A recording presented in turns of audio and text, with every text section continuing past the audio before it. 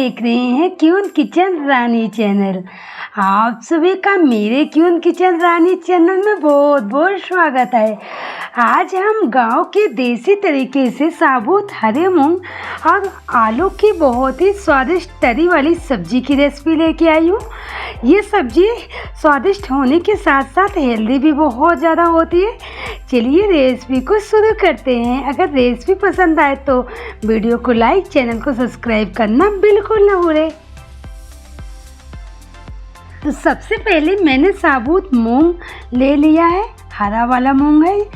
तो मैंने इसको रात भर के लिए भिगो दिया था। ये बिल्कुल पूरी तरीके से फूल चुका है, आपको देख के लग रहा होगा। तो बस इसे अच्छे से वॉश कर लेना है हमें। इसी के साथ हमने 3 आलू बड़ी बड़ी स्लाइस में लिया था।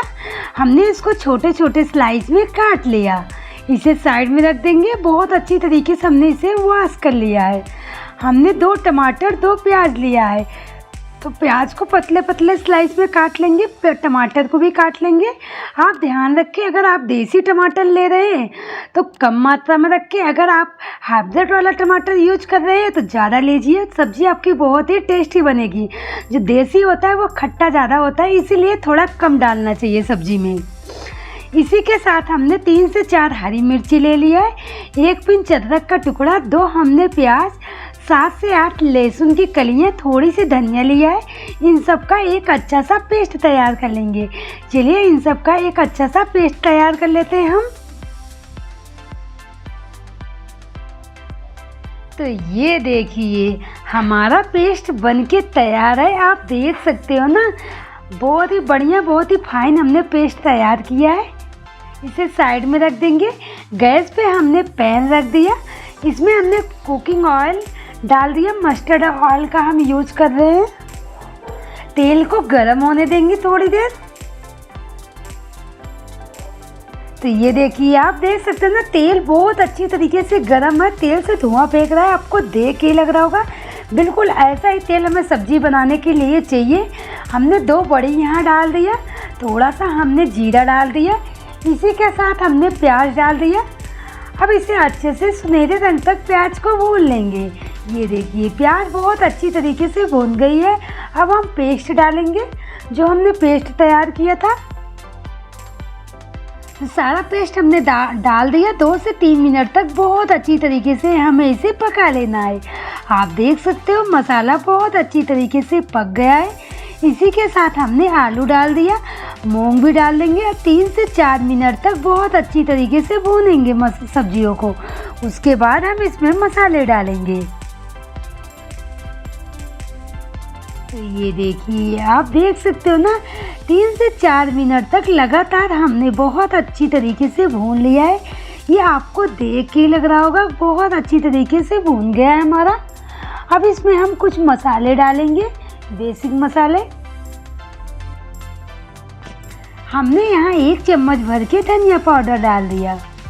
आधा चम्मच हम इसमें कश्मीरी लाल मिर्च डालेंगे। ये बिल्कुल भी तीखी नहीं होती, इससे बहुत अच्छा कलर आता है।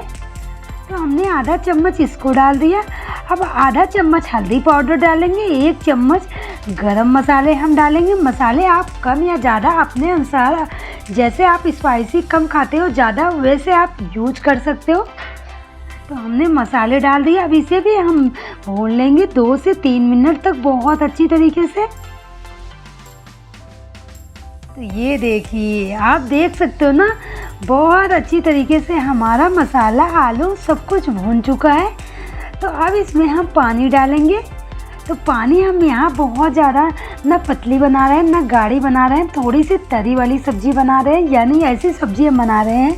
आप पूड़ी, पराठा या चावल किसी भी के साथ खा सकते हो। ना ज़्यादा सूखी ना ज़्यादा गाढ़ी बना रहे हैं। तो अपने अनुसार पानी कम ज़्यादा कर सकते हो। इसी के साथ हमने 2 टमाटर यहाँ डाल दिया। स्वादानुसार नमक डाल देंगे और ढक के 8 से 9 मिनट तक सब्जी को मीडियम फ्लेम पे पका लेंगे। जितनी अच्छी सब्जी हमारी पकती है उतनी ही ज़्यादा स्वादिष्ट बनती है। तो चलिए इसको पका लेते हैं बहुत अच्छी तरीके से।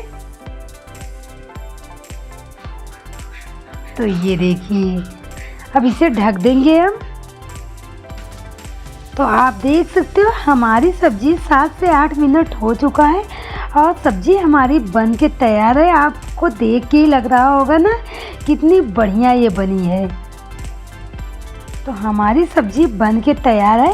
अब इसमें धनिया डाल देंगे। ऐसे इंजॉय कर सकते हो किसी पूड़ी पराठा चावल किसी भी के साथ। ये बहुत ज़्यादा टेस्टी लगती है। आप लोग मेरी रेसिपी को एक बार ज़रूर ट्राई कीजिए। अगर आप एक बार खा लिए तो सारी सब्जियों को भूल जाएंगे, बार बार इसको बनाना चाहेंगे।